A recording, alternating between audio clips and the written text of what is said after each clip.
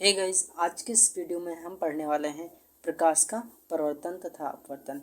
Class 10th physics का अध्याय 10 NCERT book से।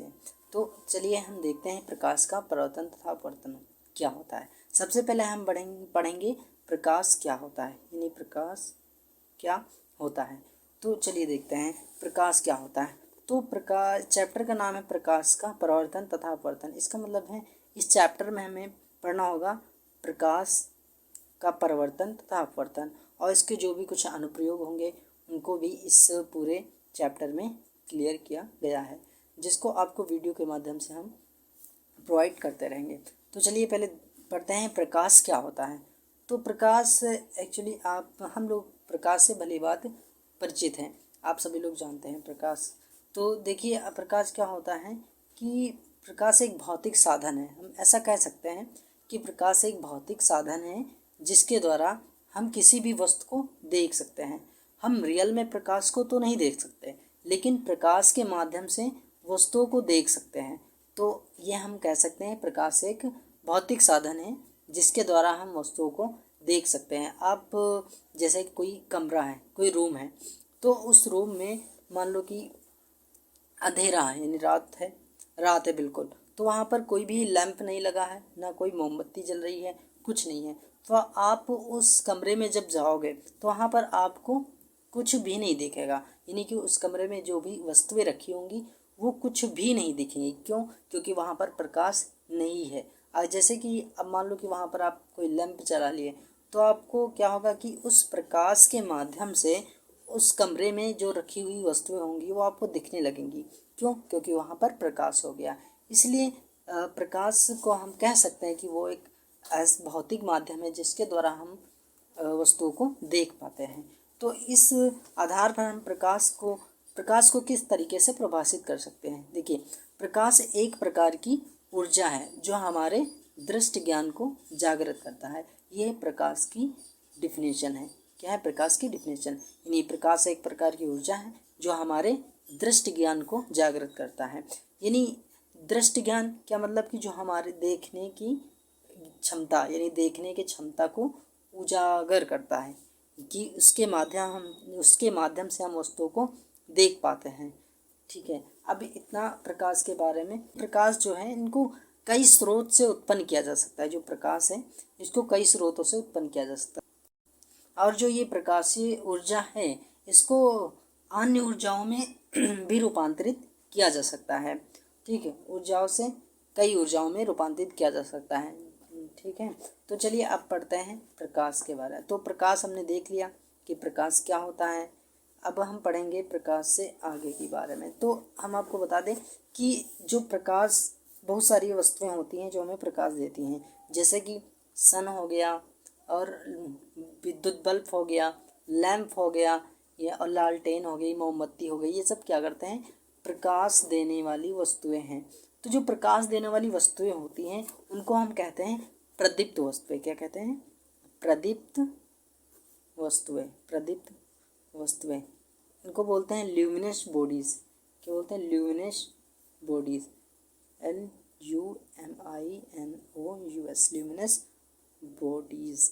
यानी जो ऐसी वस्तुएं जो हमें प्रकाश देती हैं, जो स्वयं ऐसी वस्तुएं जो स्वयं प्रकाश उत्पन्न करती हैं, उन्हें हम प्रदीप्त वस्तुएं कहते हैं। क्या कहते हैं? प्रदीप्त वस्तुएं, ल्यूमिनस बॉडीज़। और एक और होता है अदीप्त वस्तुएं। क्या होती हैं? अदीप्त वस्तुएं, यानी ऐसी वस्तुएं जो हमें प्रदीप्त वस्तुओं के प्रकाश में दिखाई देती हैं, उनको हम अदीप्त वस्तुएं बोलते हैं। इन्हें कहते हैं non luminous bodies. Non luminous bodies. Non luminous bodies, यानी ये अदीप्त वस्तुएं होती हैं जो हमें प्रदीप्त वस्तुओं की प्रकाश में दिखाई देती हैं। जैसे कि आप प्रदीप्त वस्तुओं के उदाहरण क्या हो गए? प्रदीप्त वस्तुओं के उदाहरण जैसे कि सूरज हो गया, यानी सन, और विद्युत बल्ब हो गया, मोमबत्ती, ठीक है, लैंप हो गया। तो ये सब किस में आते हैं? प्रदीप्त वस्तुओं में। अदीप्त वस्तुओं के उदाहरण क्या हो गए? जैसे कि कुर्सी हो गई, मेज हो गया, और पुस्तक हो गई। ये सभी चीज़ें क्या होती हैं? प्रदीप्त वस्तुओं के प्रकाश में हमें दिखाई देती हैं। इतना आपको क्लियर हो गया। अब पढ़ते हैं प्रकाशिक माध्यम। ठीक है, प्रकाशिक माध्यम क्या होते हैं? प्रकाशिक माध्यम, सॉरी ये पेन चल नहीं रहा है। प्रकाशिक माध्यम क्या होता है? तो प्रकाशिक, आपको इस वर्ड से ही पता चलता है कि प्रकाशिक माध्यम यानी कि ऐसा माध्यम जो प्रकाश से संबंधित हो। देखो आपको पता चला प्रकाशिक माध्यम यानी कि, हाँ ऐसा ही हम पढ़ने वाले हैं, ऐसा माध्यम जो प्रकाश से संबंधित। इसका मतलब प्रकाशिक माध्यम का ये मतलब है कि प्रकाश जिस पदार्थ से होकर गुजर जाए, यानी जिस पदार्थ से होकर आर पार निकल जाए, उसे हम बोलते हैं प्रकाशिक माध्यम। ठीक है, यानी प्रकाशिक माध्यम उसे कहते हैं जिस पदार्थ से प्रकाश गमन कर सके, यानी कि एक इधर से उधर पूरा पार कर सके, तो उसे हम प्रकाशिक माध्यम कहते हैं। जैसे कि मुक्त आकाश हो गया। क्या हो गया? मुक्त आकाश। मुक्त आकाश का मतलब है फ्री स्पेस। फ्री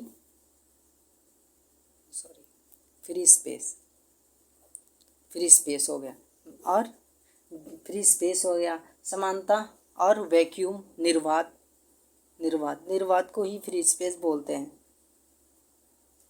ये पेन चल नहीं रहा है, सॉरी एक मिनट। चलिए देखते हैं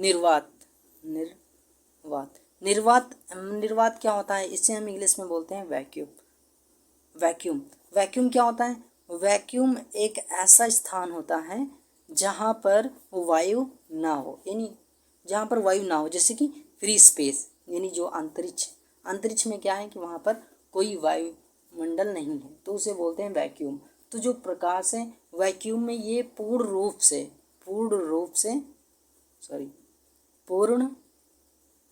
से प्रकाश जो होता है आर पार चला जाता है, पूर्ण रूप से प्रकाश गमन कर जाता है। जो प्रकाश होता है ये वैक्यूम में पूर्ण रूप से गमन कर जाता है। वैक्यूम आपको पता चल गया क्या होता है कि फ्री स्पेस, यानी कि जो अंतरिक्ष है, जहाँ पर ऐसा स्थान जहाँ पर वायुमंडल ना हो, जहाँ पर वायु ना हो, उसे हम कहते हैं वैक्यूम।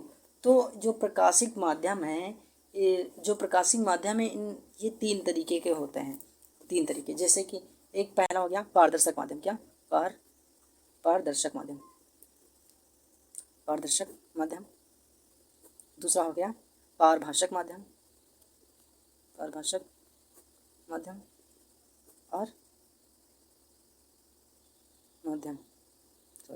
और तीसरा हो गया अपारदर्शक माध्यम।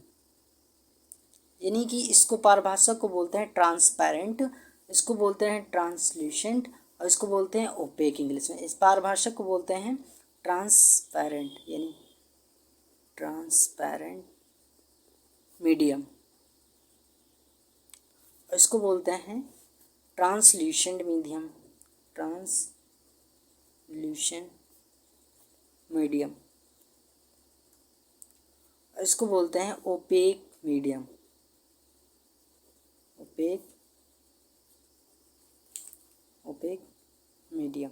ओपेक मीडियम यानी कि अब हम बात करते हैं, एक एक करके हम समझते हैं। पारदर्शक माध्यम क्या होता है, पारभाषक माध्यम क्या है, और अपारदर्शक माध्यम क्या है। तो पारदर्शक माध्यम वह होता है जिससे प्रकाश का अधिकांश भाग आर पार निकल जाए। कोई ऐसा पदार्थ हो, वह पदार्थ जिससे प्रकाश का अधिकांश भाग, है ना, इस पार से उस पार हो जाए, उसे हम बोलते हैं पारदर्शक माध्यम, यानी ट्रांसपेरेंट मीडियम। पारभाषक माध्यम क्या होता है? ट्रांसल्यूसेंट मीडियम, यानी कि पारभाषक माध्यम वह होता है जिससे प्रकाश का कम आंशिक भाग, यानी कम से कम भाग प्रकाश का एक तरफ से दूसरी तरफ जा पाए, तो उसे बोलते हैं पारभाषक माध्यम। ये अपारदर्शक माध्यम क्या होता है? अपारदर्शक माध्यम वह होता है जिससे प्रकाश गमन ही न कर पाए। अब देखो, पारभाषक माध्यम जिसे प्रकाश यानी अधिकांश रूप से पार कर जाए, यानी कि इधर से उधर से, मान लो कोई ये वस्तु है, अब यहाँ पर कोई रखा है प्रकाशिक सोर्स, तो ऐसे प्रकाश यहाँ से अगर डाला जाए तो अधिकांश भाग इधर निकल आए, तो उसे बोलते हैं ट्रांसपेरेंट मीडियम। अब ये क्या हो सकता है, जैसे कि कांच हो सकता है, ठीक, जल हो सकता है, वायु हो सकता है। तो इसके ये पारदर्शक माध्यम के उदाहरण है। पारभाषक क्या होता है, जिसमें से यानी इधर कोई अगर प्रकाशिक सोर्स रखा हो और इस तरीके आंशिक भाग यानी कम से कम प्रकाश का भाग इधर से इधर आ पाए तो उसे ट्रांसल्यूशन मीडियम कहते हैं। इसका उदाहरण जैसे कि हो गया घिसा हुआ कांच, और घिसा हुआ कांच हो गया, और गंदला जल या फिर तेल लगा हुआ कागज से क्या होता है कि कम से कम प्रकाश, अगर तुम इधर से टॉर्च मारोगे तो शायद इधर कम से कम जो प्रकाश का है इधर निकल पाएगा, प्रकाश निकल पाएगा। अब देखते हैं अपारदर्शक माध्यम क्या होता है। अपारदर्शक माध्यम यानी ओपेक मीडियम। अपारदर्शक माध्यम वह माध्यम होता है जिससे प्रकाश इस पार से उस पार जा ही ना पाए, गमन ही ना करे, उसे बोलते हैं अपारदर्शक माध्यम। जैसे कि क्या, जैसे दीवार हो गया है ना, और मेज हो गया। तो इस तरीके के जो वस्तुएं हैं वो अपारदर्शक हो। अब हम देखते हैं प्रकाश की किरण। क्या, प्रकाश की किरण, प्रकाश की किरण, प्रकाश की किरण, प्रकाश की किरण क्या होती है, यानी मान लेते कोई प्रकाश से सोर्स है यहाँ से, अब यहाँ से वो प्रकाश जो है इस बिंदु से इस बिंदु तक आ गया, मान लो कहीं इस बिंदु तक आता है, तो ये जो प्रकाश की किरण कहलाती है, यानी यहाँ से यहाँ तक जो आई प्रकाश, तो इसे प्रकाश की किरण कहते हैं। एक्चुअली जो प्रकाश की किरण होती है ये एक तो अब ये दिखता नहीं है हमें प्रकाश, एक्चुअली ये एक नहीं, ये पूरे पुंज के रूप में आती है। इस तरीके से आप जैसे कि लाइट टॉर्च मारते हो तो इस तरीके से कुछ प्रकाश आता है और ये सरल रेखाओं में चलता है। अभी इसके ऐसा कुछ यानी प्रकाश जो होता है वो बिल्कुल बीम में चलता है। बीम का मतलब होता है पुंज में, प्रकाश एक यानी कि पुंज में चलता है। तो अब हम वही पढ़ने वाले हैं, प्रकाश जो किरणें होती हैं एक्चुअली तीन तरीके से जो प्रकाश पुंज होता है, यानी ये जो प्रकाश पुंज का मतलब बीम ऑफ लाइट होता है, बहुत सारी किरणें यहाँ से निकलेंगी और किसी स्थान पर पहुँचेंगी, तो इन्हें बीम ऑफ लाइट कहते हैं। क्या कहते हैं, beam of light, beam of light कहते हैं इसको, बीम ऑफ लाइट कहते हैं। बीम ऑफ लाइट का मतलब होता है प्रकाश का पुंज, प्रकाश का पुंज। तो ये जो प्रकाश का पुंज है ये एक्चुअली तीन तरीके का होता है। हम यहाँ पर तीन तरीके का प्रकाश का पुंज पढ़ने वाले हैं। तो पहला होता है अभिसारी। क्या होता है, अभिसारी, ठीक है, अभिसारी। और दूसरा होता है अपसारी, अपसारी। और तीसरा समांतर। तो चलिए हम एक एक करके समझते हैं। पहला क्या है, अभिसारी, यानी अभिसारी, अभिसारी क्या होता है, कोई मान लो अभिसारी क्या, मान लो कि यहाँ पर कोई प्रकाश सोर्स है, कोई यहाँ मान लो टॉर्च रखा है, तो यहाँ से जब टॉर्च कोई एक बिंदु से जब प्रकाश की किरणें यानी कि बिखरी हुई सभी दिशाओं में चली जाती हैं, इस तरीके से कुछ है ना, बिखरी हुई, जब किसी एक प्रकाशिक सोर्स से प्रकाश की किरणें है ना फैलती हुई जाती हैं इस तरीके से, तो उसे बोलते हैं अभिसारी किरण पुंज। क्या बोलेंगे, अभिसारी किरण पुंज। जब कोई प्रकाश सोर्स से इस तरीके से फैलती हुई प्रकाश की किरणें जाती हैं तो उसे बोलते हैं अभिसारी प्रकाश पुंज। अपसारी प्रकाश पुंज क्या होता है, अपसारी जब कोई मान लो कि जब प्रकाश की किरणें इधर उधर से आती हो, मान लो कि ऐसे ऐसे इस तरीके से, यानी कि इधर से भी प्रकाश का किरण आ रही हो, इधर से आ रही हो, इधर से, यानी जब बिखरी हुई प्रकाश की किरणें क्या हो किसी एक बिंदु पर मिल रही हों तो उसे बोलते हैं अपसारी किरण पुंज। क्या बोलते हैं, अपसारी किरण पुंज। समांतर किरण पुंज क्या होता है, जिसमें जो प्रकाश की किरणें बिल्कुल समांतर जा रही हों इस तरीके से, तो वो हमारा समांतर किरण पुंज कहलाता है। तो ये क्या हो गया, बीम ऑफ लाइट, प्रकाश के पुंज हो गया, प्रकाश का पुंज। प्रॉपर्टीज ऑफ लाइट से बोलते हैं, properties of light, properties of light. जैसे कि नंबर 1 लिखते हैं, जो प्रकाश विद्युत चुम्बकीय तरंगों के रूप में चलती है, जो प्रकाश होता है ना, प्रकाश विद्युत चुम्बकीय तरंगों के रूप में चलता है। तो पहला गुण क्या हुआ कि प्रकाश चुंबकीय तरंगों के रूप में चलता है। कैसे चलता है? प्रकाश चुंबकीय तरंगों के रूप में चलता है। नंबर 2, दूसरा क्या? निर्वात में प्रकाश, देखो दूसरा है कि निर्वात में प्रकाश की चाल 3 × 10⁸ मीटर पर सेकेंड है। यानी जो निर्वात में जो प्रकाश होता है या निर्वात में इसकी चाल होती है 3 × 10⁸ मीटर पर सेकेंड। इसका मतलब है कि 1 सेकेंड में इतने मीटर ये ट्रेवल करता है प्रकाश। नंबर 3, जैसे प्रकाश जो होता है सरल रेखा में गति करता है। प्रकाश सरल रेखा में गति करता है। प्रकाश सरल रेखा में गति करता है। नंबर 3। नंबर 4, ऐसे ही 2 3 4 याद कर लो। बस यानी जो प्रकाश होता है यानी दृश्य प्रकाश का तरंग दैर्ध्य, यानी कि जिसमें हम वस्तुओं को देख पाते हैं, जिसमें हम प्रकाश के माध्यम से वस्तुओं को देख पाते हैं, यानी दृश्य प्रकाश का जो तरंग दैर्ध्य होता है वो 39 एंगस्ट्रॉम से 7800 एंगस्ट्रॉम के बीच में होता है। यानी जो ऐसा प्रकाश जो ये प्रकाश है, इसकी जो हमें वस्तु को दिखाता है, जो प्रकाश हमें वस्तु को दिखाता है, इसका जो तरंग दैर्ध्य होता है 3900 एंगस्ट्रॉम से 7800 एंगस्ट्रॉम के बीच में